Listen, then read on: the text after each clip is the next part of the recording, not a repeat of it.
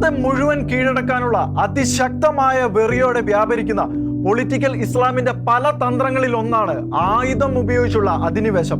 ആഫ്രിക്കയിലും യൂറോപ്പിലുമെല്ലാം ആസൂത്രിതമായ അജണ്ടകളോടെ വർദ്ധിച്ചു വരുന്ന ഇസ്ലാമിക കുടിയേറ്റവും അതിനുശേഷം നടമാടുന്ന കീഴടക്കൽ തന്ത്രങ്ങളും യൂറോപ്പിലെ രാജ്യങ്ങൾക്കെല്ലാം ബോധ്യപ്പെടാൻ കാലങ്ങളേറെ വേണ്ടി വന്നു എന്നത് അത്തരത്തിലുള്ള നീക്കങ്ങൾ നിമിത്തം ഒട്ടുമിക്ക രാജ്യങ്ങൾക്കും ഉണ്ടായത് കനത്ത നാശങ്ങളും നഷ്ടങ്ങളുമായിരുന്നു. സൂര്യൻ അസ്തമിക്കാത്ത രാഷ്ട്രമായി ലോകത്തിന്റെ മുൻപിൽ തല ഉയർത്തി നിന്നിരുന്ന ബ്രിട്ടീഷ് ആഠ്യത്വത്തിന്റെ സൂര്യശോഭയെ പൂർണ്ണമായും ഇല്ലാതാക്കി അതിലേക്ക് മതാധിനിവേശത്തിന്റെ കരാളഹസ്തവുമായി അവരുടെ സംസ്കാരത്തെ ദിവസേന ഇല്ലാതാക്കി മുന്നോട്ട് പോകുന്നത് ലോകം ദിവസേന കണ്ടുകൊണ്ടിരിക്കുകയാണ്. ഫ്രാൻസ്, ജർമ്മനി അടക്കമുള്ള ഇതര യൂറോപ്യൻ രാഷ്ട്രങ്ങളിലെയും സ്ഥിതിഗതികൾ ഇതിൽ നിന്നും ഭേദമായിരുന്നില്ല.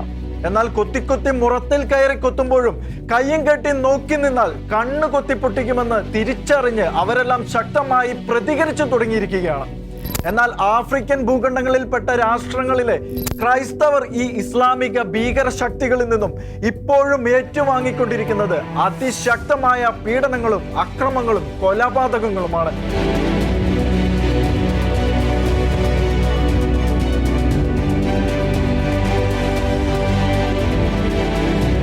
ആയതിലെ ഏറ്റവും ബീഭത്സമായ വേർഷനുകൾ അരങ്ങേറിക്കൊണ്ടിരിക്കുന്നത് നൈജീരിയയിലാണ്. 2025 എന്ന ഈ വർഷം പിറന്നതിനു ശേഷം നൈജീരിയയിൽ ഇസ്ലാമിക തീവ്രവാദികളാൽ ശിഥിലമാക്കപ്പെട്ടത് 7000-ഓളം ക്രൈസ്തവരാണെന്ന് അറിയുമ്പോഴാണ് ആഫ്രിക്കൻ ഭൂഖണ്ഡത്തിൽ ഭൂപക്ഷത്തോടെ വ്യാപരിക്കുന്ന ഇസ്ലാമിക തീവ്രവാദത്തിന്റെ ആഴവും പരപ്പും വ്യക്തമാകുന്നത്. ലോകത്തിലെങ്ങും വിവിധ പേരുകളിൽ ചോര കൊതിയോടെ വ്യാപരിച്ചു കൊണ്ടിരിക്കുന്ന ഇസ്ലാമിക തീവ്രവാദത്തിന്റെ 20ഓളം സംഘടനകൾ നൈജീരിയയിലുണ്ട്. അതിൽ പ്രധാനപ്പെട്ടതാണ് ബൊക്കോ ഹറാമും ഇസ്ലാമിക് സ്റ്റേറ്റ് വെസ്റ്റ് ആഫ്രിക്കൻ പ്രൊവിലൻസും ഫുലാനി തീവ്രവാദി സംഘങ്ങളും. തിരുക്കർമ്മങ്ങൾ നടന്നുകൊണ്ടിരിക്കുന്നതിനിടയിൽ ദേവാലയത്തിലേക്ക് കയറി ചെന്നിട്ട് ബോംബും തോക്കും ഒക്കെ ഉപയോഗിച്ചുള്ള അക്രമങ്ങൾ അഴിച്ചുവിടുകയാണ് ഈ ഭീകരവാദികൾ പതിവായി ചെയ്തുകൊണ്ടിരിക്കുന്നത്. കത്തിയും വാളും ഒക്കെ ഉപയോഗിച്ച് ആക്രമിക്കുമ്പോൾ അങ്ങേയറ്റം നിസ്സാരമായി കോഴിയുടെയും മറ്റും കഴുത്തറക്കുന്ന ലാഘവത്തോടെയാണ് അവർ നൈജീരിയയിലെ ക്രൈസ്തവ സമൂഹത്തെ ഒന്നടങ്കം കൊന്നൊടുക്കുന്നത്. പ്രായമായവരോടും കൊച്ചുകുട്ടികളോടുമൊക്കെ യാതൊരുവിധ മനചാഞ്ചല്യവുമില്ലാതെയാണ് അവർ ക്രൂരത ആവർത്തിക്കുന്നത്. പെൺകുട്ടികളോടാണെങ്കിൽ ക്രൂരമായ ലൈംഗിക പീഡനത്തിന് ഇരയാക്കിയതിനു ശേഷമാണ് കൊന്നു തള്ളുന്നത്. എല്ലാത്തിൻ്റെയും പ്രധാനപ്പെട്ട കാരണം ഇവരെല്ലാം ക്രിസ്തു ശിഷ്യന്മാരാണ് എന്നത് തന്നെയാണ്. ഇസ്ലാമിക തീവ്രവാദികൾക്കെതിരെ ലോകത്തിലെ ചില ശാക്തിക ചേരികൾ അതിശക്തമായ നീക്കങ്ങൾ നടത്തുമ്പോൾ അവരെ പിന്തുണച്ചുകൊണ്ട് ലോകമാസകലം പ്രചണ്ഡമായ ക്യാമ്പയിനുകളും കൂട്ടായ്മകളും ശക്തമാക്കുമ്പോൾ ദിവസേന ക്രൂരമായി കൊല്ലപ്പെടുന്ന ക്രിസ്തു ശിഷ്യന്മാരെ കുറിച്ച് ഒരു ചെറിയ ആശങ്ക രേഖപ്പെടുത്താൻ പോലും ഈ ലോകത്ത് ആളില്ലാതെ പോവുകയാണ്. ലോകം മുഴുവനും ഇസ്ലാമിക ഭരണത്തിന്റെ കീഴിലേക്ക് കൊണ്ടുവരാൻ വെറി ഇളകി വ്യാപരിക്കുന്ന പൊളിറ്റിക്കൽ ഇസ്ലാം പല രൂപത്തിലും പല ഭാവത്തിലും ലോകമെങ്ങും വ്യാപരിച്ചു കൊണ്ടിരിക്കുകയാണ്. ഈ ഇസ്ലാമിക ഭീകരതയ്ക്ക് പലതരത്തിലുള്ള അറ്റാക്കിംഗ് പാറ്റേണുകൾ ഉണ്ടെങ്കിലും ഓരോ രാജ്യങ്ങളെയും കീഴടക്കാൻ ഏറ്റവും പ്രധാനമായും അവർ അവതരിപ്പിക്കുന്നത് മതത്തെ രാഷ്ട്രീയത്തിൽ കലർത്തിക്കൊണ്ടുള്ള നീക്കങ്ങളാണ്. അതിപ്പോൾ ലോകമെങ്ങും ശക്തിയോടെ വ്യാപിച്ചു കഴിഞ്ഞിരിക്കുകയാണ്. ഇത്തരത്തിൽ അവർ അവതരിപ്പിക്കുന്ന രാഷ്ട്രീയ പാർട്ടികളുടെ പേരിൽ പോലും മതത്തിന്റെ അതിപ്രസരമുണ്ടാകും. എന്നാലും അവർ ആവർത്തിച്ച് പറയുന്നതും പ്രചരിപ്പിക്കുന്നതും തങ്ങളുടേതും മതേതരത്തിനും ജനാധിപത്യത്തിലും ഊന്നിയ നിലപാടുകളാണെന്നായിരിക്കും. നിരന്തരമായി ഈ കള്ളം പ്രചരിപ്പിച്ച് അവർ ജനങ്ങളുടെ കണ്ണിൽ പൊടിയിട്ടിട്ട് ഇസ്ലാമിക അജണ്ടകൾ സമൂഹത്തിലേക്ക് ഒളിപ്പിച്ച് കടത്തിക്കൊണ്ടിരിക്കും. കൂടാതെ ഹ്യൂമാനിറ്റേറിയൻ എയ്ഡുകളിലൂടെയും സാംസ്കാരിക പ്രവർത്തനങ്ങളിലൂടെയും ജീവകാരുണ്യ പ്രവർത്തനങ്ങളിലൂടെയും തങ്ങളുടെ അധിനിവേശം ഉറപ്പിക്കുന്നതിനാൽ സമൂഹത്തിൽ ആർക്കും ഇവരുടെ ഹിഡൻ അജണ്ടകളെ മനസ്സിലാക്കാൻ കഴിയാതെ അവരെ വിശ്വസിക്കുകയും ചെയ്യും. അടുത്തത് ലവ് ജിഹാദ് എന്ന പ്രണയക്കണിയാണ്. ഇസ്ലാമിതര മതസ്ഥരായ പെൺകുട്ടികളെ തങ്ങളുടെ അജണ്ടകളുടെ ട്രാപ്പിൽ പെടുത്തേണ്ടതിന് നിയോഗിക്കപ്പെട്ട ചെറുപ്പക്കാർ ഇതര മതത്തിൽപ്പെട്ട പെൺകുട്ടികളെ ഫോക്കസ് ചെയ്തിട്ട് പ്രണയാഭ്യർത്ഥനയുമായി അവരുടെ പിന്നാലെ കൂടും. മോഹങ്ങളും സ്വപ്നങ്ങളും ഒക്കെ നിറയുന്ന തിരിച്ചറിവില്ലാത്ത പ്രായത്തിൽ തനിക്ക് ലഭിച്ച സുന്ദരമായ പ്രണയത്തെക്കുറിച്ച് മാത്രം ചിന്തിക്കുന്ന പെൺകുട്ടി മറ്റെല്ലാം മറന്ന് അതിൻ്റെ പിന്നാലെ പോയി ജീവിതം ഹോമിക്കുകയാണ് പതിവ്. അവരുടെ മതമാറ്റ പഠന കേന്ദ്രത്തിലേക്ക് അവരെ കൂട്ടിക്കൊണ്ടുപോയിട്ട് 1-2 മാസത്തിന് ശേഷം മതപഠനം കഴിഞ്ഞ് മതം മാറി ആ പെൺകുട്ടികളെ ലൈംഗിക അടിമകളാക്കിയോ തീവ്രവാദികളാക്കിയോ മാറ്റുന്ന സാഹചര്യമാണ് പിന്നീട് സംജാതമാകുന്നത്. അതിനൊന്നും സമ്മതിക്കാത്തവർ ജീവൻ ഒടുക്കുകയും ചെയ്യുന്നു. ഏറ്റവും പ്രധാനപ്പെട്ട മൂന്നാമത്തെ മോഡാണ് മാരകായുധങ്ങൾ ഉപയോഗിച്ചുള്ള ഭീകരവാദം. ഭയപ്പെടുത്തിയും ഭീതി നിറച്ചും പൊളിറ്റിക്കൽ ഇസ്ലാം തങ്ങളുടെ പ്രവർത്തനങ്ങൾ വ്യാപിപ്പിക്കുകയാണ് പതിവായി ചെയ്യുന്നത്. അതിനെ എതിർത്തുകൊണ്ട് ആരെങ്കിലും രംഗത്ത് വന്നാൽ ഇസ്ലാമോഫോബിയ എന്ന ആയുധം ഉപയോഗിച്ചും ഇരവാദ കോലാഹലങ്ങൾ ഉണ്ടാക്കിയും അതിനെ നേരിടും.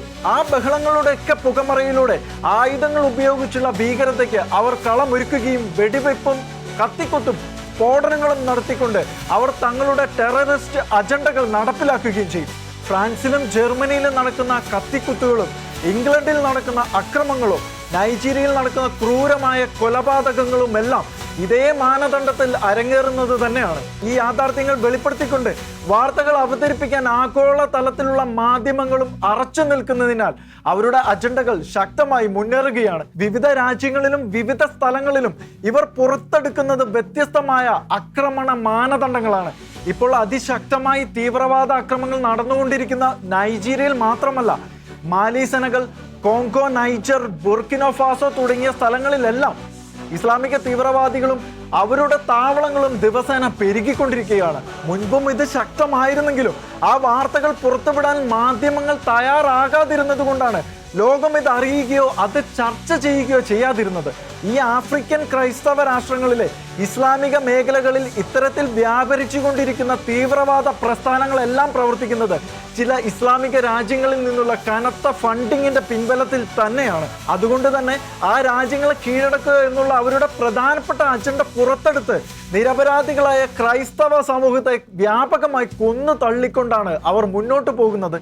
അത് ഈ രാജ്യങ്ങളിൽ നിരന്തരമായി തീവ്രവാദ പ്രവർത്തനങ്ങളും അക്രമങ്ങളും തുടരുവാൻ കാരണമാകുന്നു.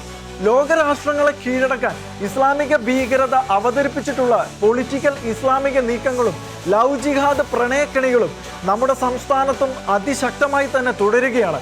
അതിന് വ്യക്തമായ തെളിവുകളും ദിവസേന കൂടിക്കൊണ്ടിരിക്കുകയാണ്. അത്തരക്കാരുടെ ആവേശം അല്പം അതിര് കടന്നു പോയതുകൊണ്ടാണ് പോപ്പുലർ ഫ്രണ്ട് എന്ന അവരുടെ കുന്തമുനയായ സംഘടന തകർന്നതും അതിൻ്റെ മുൻനിര നേതാക്കന്മാരെല്ലാം തടവിലായതും. അല്ലായിരുന്നുവെങ്കിൽ അവർ ഇപ്പോഴും ഊഴം കാത്ത് നമുക്കിടയിൽ ഉണ്ടാകുമായിരുന്നു. എന്നാൽ അവരുടെ അണികളെല്ലാം അതേ ആശയത്തിന്റെ ആവേശം പേറി ഇവിടെ തന്നെ സജീവമായി നിലകൊള്ളുന്നുണ്ട്. ലവ് ജിഹാദ് എന്ന പ്രണയക്കണി അത് കേരളത്തിൽ ഇക്കണ്ട കാലം മുഴുവൻ അതിശക്തമായി തന്നെ വ്യാപിച്ചുകൊണ്ടിരിക്കുകയായിരുന്നു. എന്നിട്ടും തെളിവില്ല എന്ന് പറഞ്ഞ് അതിനെ തള്ളിക്കളയാനാണ് അധികൃതർ ശ്രമിച്ചത്. എന്നാൽ ആയതിനെ ഊട്ടി ഉറപ്പിക്കുന്ന എല്ലാ തെളിവുകളും അവശേഷിപ്പിച്ചുകൊണ്ടാണ് കോതമംഗലത്ത് ക്രിസ്ത്യൻ പെൺകുട്ടി ആത്മഹത്യ ചെയ്തത്. അങ്ങനെയാണെങ്കിൽ ഇനി ഇവിടെ നടമാടാനുള്ളത് ഇസ്ലാമിക ഭീകരതയുടെ അക്രമങ്ങളാണ്. എന്നാൽ അത് ഒത്തിരി അകലെയൊന്നുമല്ല. പൊളിറ്റിക്കൽ ഇസ്ലാമും ലവ് ജിഹാദും വെട്ടിത്തുറന്നിട്ടിരിക്കുന്ന പാതയിലൂടെ ഈ സമൂഹത്തെ മുഴുവൻ ഭയപ്പെടുത്താനും ആശങ്കയിലാഴ്ത്താനും അവർ അതിവേഗം ഇങ്ങെത്തിയിരിക്കുകയാണ്. ജാഗ്രത.